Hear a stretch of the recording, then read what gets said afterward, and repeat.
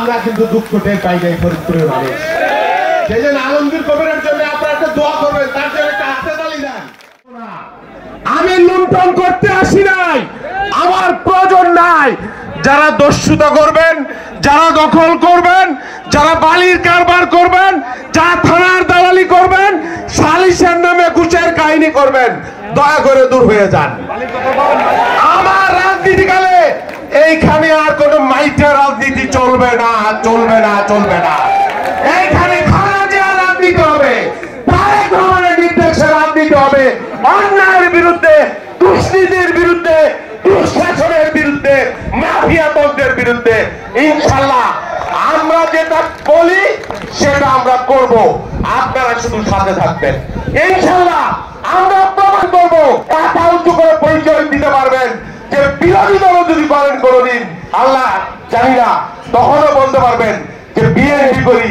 এই সদরপুরে এই চরপদাসনে বিগত দিনে এই পরিবেশ ছিল না। যাই হোক, বক্তব্য বেশি সময় নাই।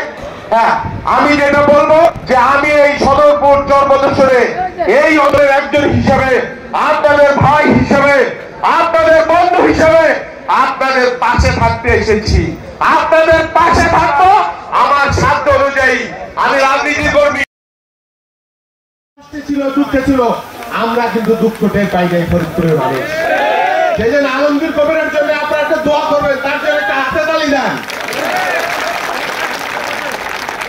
আর যারা এখানে কষ্ট করেছে, যে মোস্তফা, আমাদের তাবরিজ, আমাদের সজীব ঘোষ, আমাদের ফিরোজ, ফারুক, আরো অনেকেই এই 2 দিন ধরে এই অনুষ্ঠান আয়োজনের জন্য কষ্ট করেছে, তাদেরকে সালাউদ্দিন, শুভ সালাউদ্দিন অনেক কষ্ট করেছে, তাদেরকে আমি আন্তরিক ধন্যবাদ এবং কৃতজ্ঞতা জানাই।